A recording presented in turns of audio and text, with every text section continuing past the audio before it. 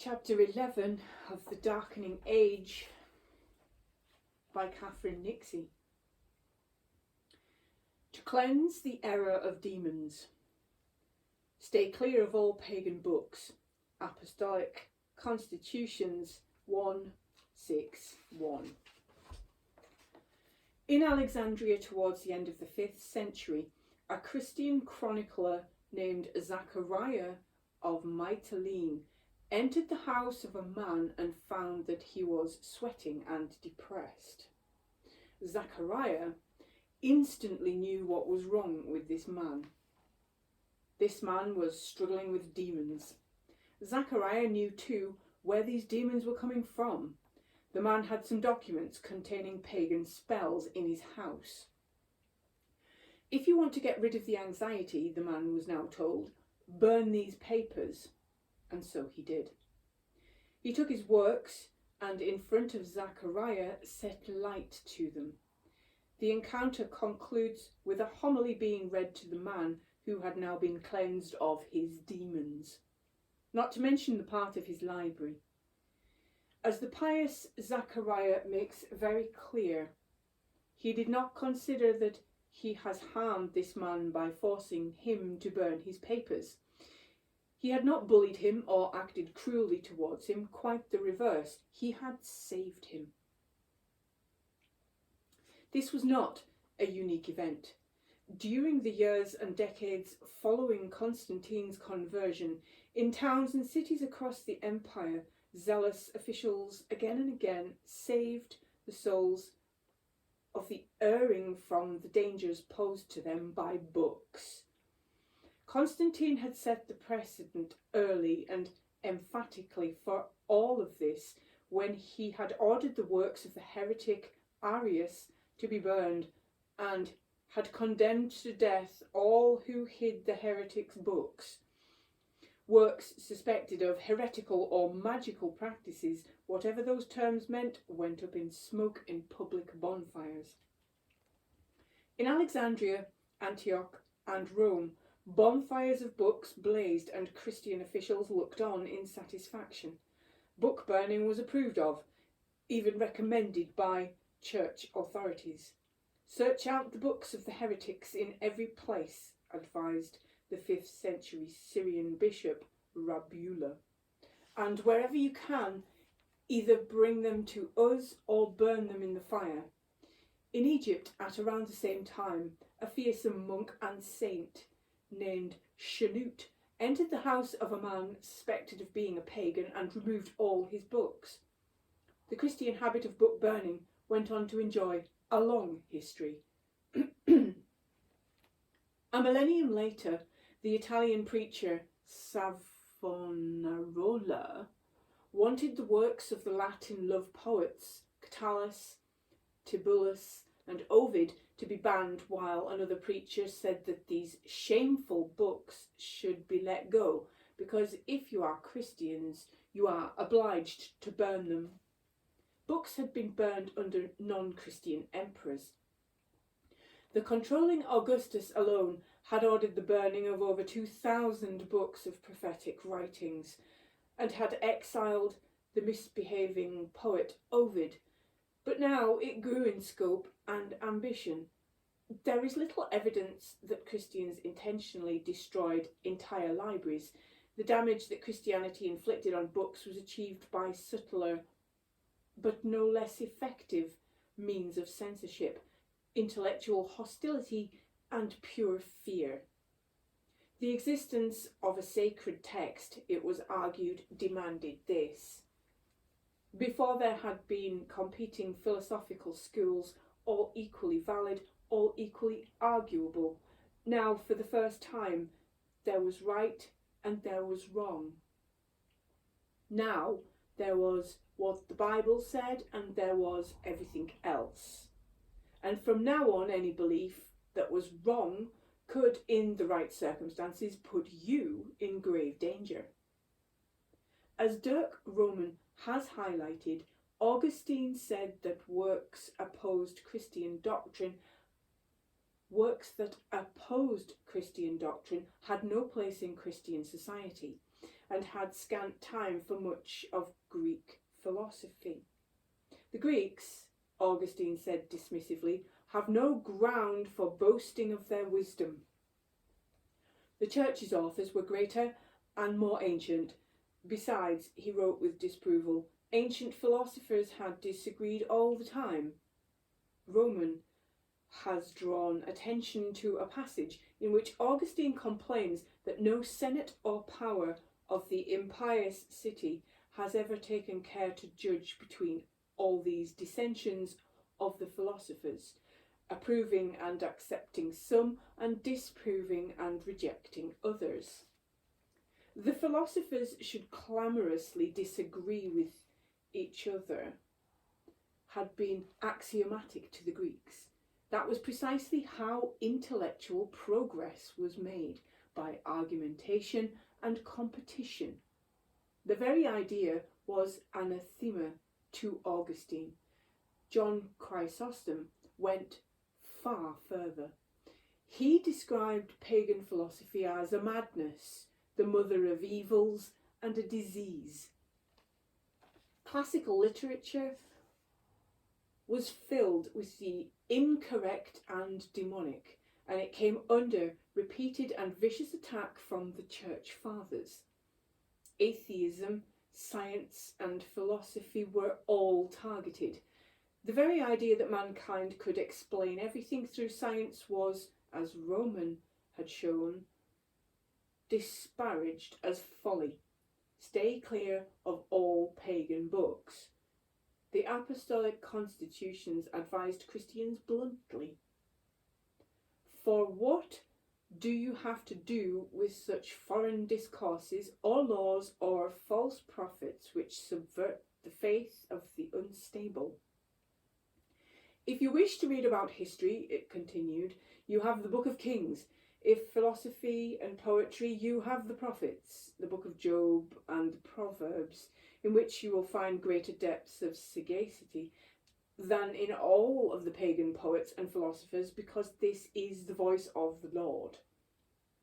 Do therefore always steer clear of such strange and diabolical books. Neoplatonic works, which were studied by the philosopher Damascus, enraged Christians for centuries. Neoplatonism was a philosophical school that, to modern eyes, is decidedly odd.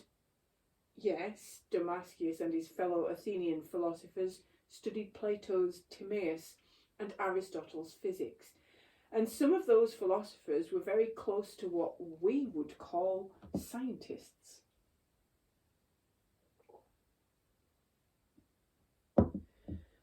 One colleague of Damascus, an excellent mathematician, was an early experimentalist and spent his time trying to understand the properties of different dyes. Yet other Neoplatonists moved on from mathematics and physics into the realm of the metaphysical, blending astronomy with astrology and philosophy with theurgy. Damascus himself is, to modern eyes, just such an odd combination. On the other hand, he is a highly trained rational scientist, an expert in mathematics who directs the school away from its more ritualistic leanings to hard philosophy. On the other, he is a man who lovingly retells fantastical tales in which human heads the size of a pea roar with the sound of 1,000 men. The whiff and more of the supernatural in his work was enough to contaminate the whole in the eyes of many Christians. Plato, Edward Gibbon later sniffed, would have blushed to acknowledge these men.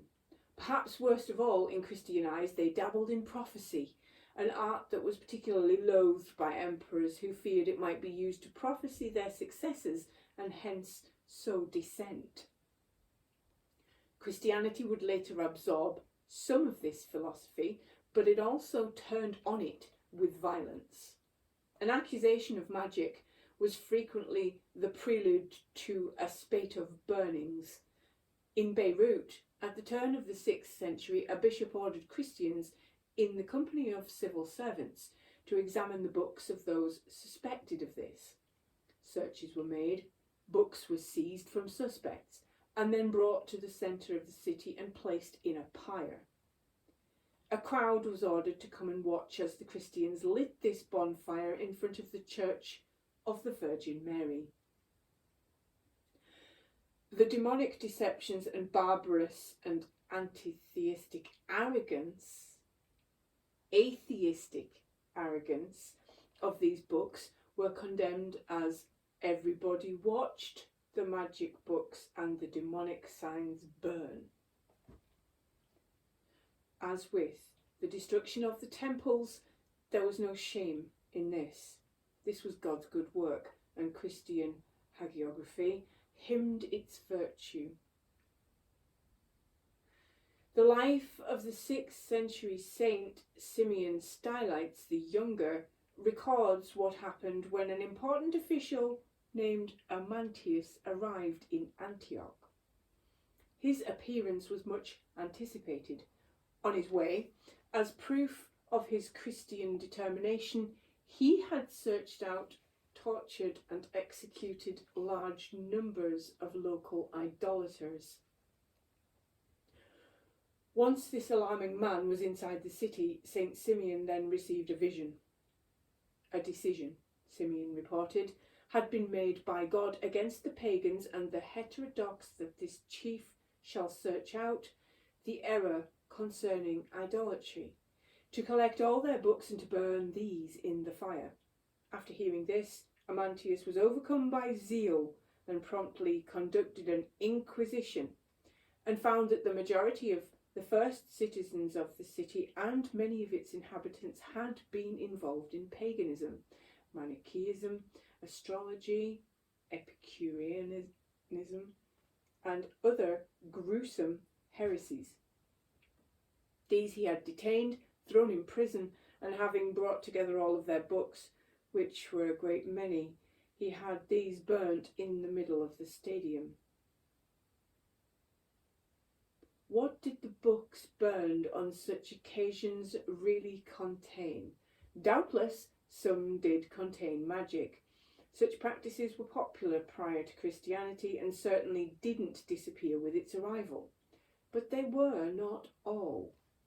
The list given in the life of St. Simeon clearly refers to the destruction of books of Epicureanism, the philosophy that advocated the theory of atomism. Paganism appears to have been a charge in itself, and while it would mean outlawed practices, it could, at a stretch, refer to almost any antique text that contained the gods. Christians were rarely good chroniclers of what they burned. Sometimes clues to the texts remain. In Beirut, just before the bonfire of the books, pious Christians had gone to the house of a man suspected of owning books that were hateful to God. The Christians told him they wanted the salvation and recovery of his soul. They wanted liberation. These Christians then entered his home, inspected his books, and searched each room. Nothing was found, until the man was betrayed by his slave. Forbidden books were discovered in a secret compartment in a chair. The man whose house it was, clearly well aware of what liberation might involve, fell to the ground and begged us in tears not to hand him over to the law. He was spared the law, but forced to burn his books. As our chronicler Zachariah records with pleasure, when the fire was lit, he threw the books of magic into it with his own hands, and said that he thanked God who had granted him with his visit and liberated him from the slavery and error of demons. One of the books removed from the house in Beirut is mentioned.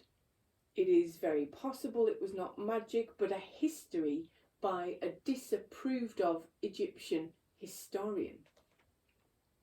Divination and prophecy were often used as pretexts to attack a city's elite. One of the most infamous assaults on books and thinkers took place in Antioch. Here, at the end of the 4th century, an accusation of treasonous divination led to a full-scale purge that targeted the city's intellectuals. By sheer chance, Ammianus Marcellinus, a non-Christian and one of the finest historians of the era, happened to be in the city. A wonderful piece of luck for later historians, and wretched luck for the man himself, who was horrified. As Ammianus describes it, the racks were set up with leaden weights, cords and scourges put into readiness. The air was filled with the appalling yells of savage voices mixed with the clanking of chains, as the torturers in the execution of their grim task shouted, "Hold, bind, tighten, more yet." A noble of remarkable literary attainments was one of the first things to be attested and tortured. He was followed by a clutch of philosophers who were variously tortured, burned alive and beheaded. Educated men in the city who had considered themselves fortunate now, Damocles-like, realised the fragility of their fortune. Looking up, it was as if they saw swords hung over their heads, suspended by horse hairs from the ceiling. And once again there was the burning of books as bonfires, of volumes were used as post hoc justification for the slaughter. Ammianus Marcellinus writes with distaste that the innumerable books and whole heaps of documents which had been routed out from various houses were piled up and burnt under the eyes of the judges. They were treated as forbidden texts to allay the indignation caused by the executions, though most of them were treatises on various liberal arts and on jurisprudence. Many intellectuals started to preempt the precursors and set light to their own books. The destruction was extensive, and throughout the eastern provinces whole libraries were burnt by their owners for fear of a similar fate. Such was the terror which seized all hearts. Ammianus wasn't the only intellectual to be scared in these decades. The orator Libanius burned a huge number of his own works. The Alexandrian poet Palladius, the writer who had described himself and other pagans as being reduced to ashes, burned what he called his worrisome book scrolls. Even Christians in Antioch lived in fear that winter.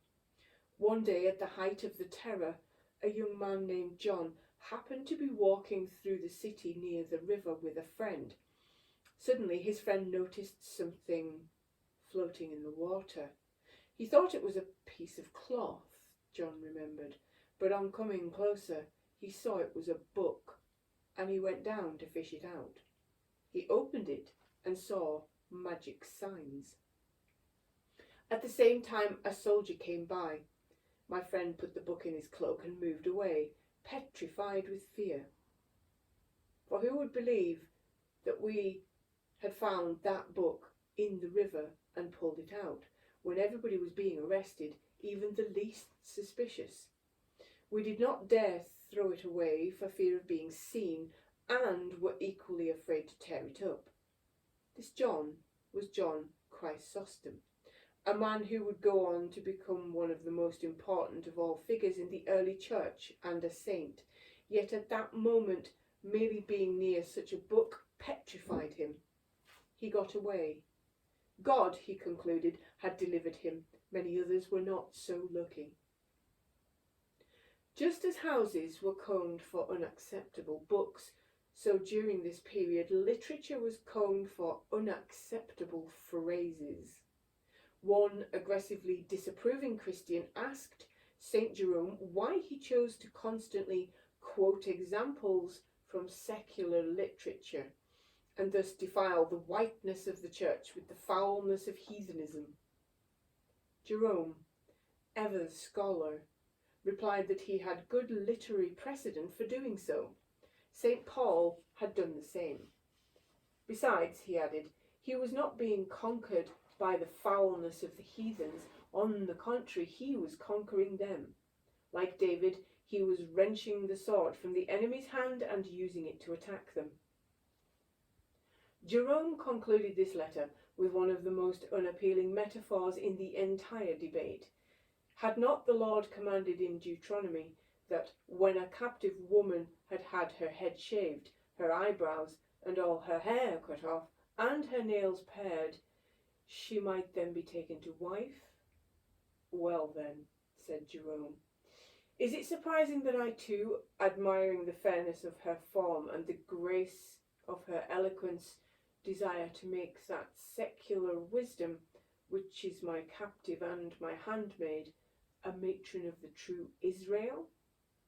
Or that shaving off and cutting away all in her that is dead, whether this be idolatry, pleasure, error, or lust, I take her to myself, clean and pure, and beget by her servants for the Lord of Sabaoth. A Christian might take the defeated prisoner, enjoy them, rape them, so long as they mutilated them first. Their ornaments were to be pared away, ostensibly to allow the prisoners to mourn for what they had lost, but it was a clear humiliation too. The great library of Alexandria might have attempted to collect books on every topic, but Christianity was going to be considerably more selective. It had a little interest in copying out. The writings of philosophers who contradicted them, in poets who described perverted acts, or in rambunctious satires on the gods. Far from wishing to protect classical texts, many within the church were violently hostile to their foulness and actively wished them destroyed. Some obscene erotic works were simply not copied out. One surviving Byzantine manuscript of Ovid has been scarred by a series of ridiculous redactions. Even the word girl seems to have been considered too racy to remain. In the 17th and 18th centuries, Jesuits were still censoring and bowdlerizing their editions of the classics. Individual abbots, far from Umberto Eco's avenging intellectual idea, sometimes censored their own libraries. At some point in the 15th century, a note was left in a mutilated manuscript in Vienna. At this point in the book, it records, there were 13 leaves containing works by the apostate Julian, the abbot of the monastery.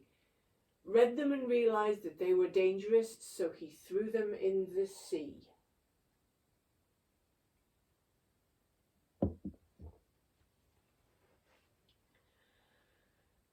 Much classical literature was preserved by Christians. Far more was not. To survive, manuscripts needed to be cared for, recopied. Classical ones were not. Medieval monks, at a time when parchment was expensive and classical learning held cheap, simply took pumice stones and scrubbed the last copies of classical works from the page. Roman has pointed out that there is even evidence to suggest that in some cases whole groups of classical works were deliberately selected to be deleted and overwritten in around AD 700, often with texts authored by Pliny, Plautus, Cicero, Seneca, Virgil, Ovid, Lucan, Livy, and many, many more. All were scrubbed away by the hands of believers. The evidence from surviving manuscripts is clear. At some point, 100 or so years after Christianity came to power, the transcription of the classical text collapses. From AD 550 to 750, the numbers copied plummeted. This is not, to be clear, an absolute collapse in copying. Monasteries are still producing reams and reams of religious books, Bible after Bible. Copy after copy of Augustine is made, and these works are vast. This was not about an absolute shortage of parchment. It was about a lack of interest, verging on outright disgust for the ideas of a now despised canon. The texts that suffer in this period are the texts of the wicked and sinful pagans. From the entirety of the 6th century, only scraps of 2 manuscripts by the satirical Roman poet Juvenal survive, and mere remnants of 2 others, one by the elder and one by the younger Pliny. From the next century there survives nothing save a single fragment of the poet Lucan. From the start of the next century, nothing at all. Far from mourning the loss, Christians delighted in it. As John Chrysostom crowed, "The writings of the Greeks have all perished and are obliterated." He warmed to the theme in another sermon. Where is Plato? Nowhere. Where is Paul? In the mouths of all. The 5th century writer Theodoret of Cyrus observed the decline of Greek literature with similar enthusiasm. Those elaborately decorated fables have been utterly banned, he gloated. Who is today's head of the Stoic heresy? Who is safeguarding the teachings of the Peripatetics? No one. Evidently, for Theodoret concludes this homily with the observation that the whole earth under the sun has been filled with sermons. Augustine contentedly observed the rapid decline of the atomist philosophy in the 1st century of Christian rule. By his time, he recorded, Epicurean and Stoic philosophy had been suppressed. The word is his. The opinions of such philosophers have been so completely eradicated and suppressed that if any school of error now emerged against the truth, that is, against the Church of Christ, it would not dare to step forth for battle if it were not covered under the Christian name. A slow but devastating edit of classical literature was taking place.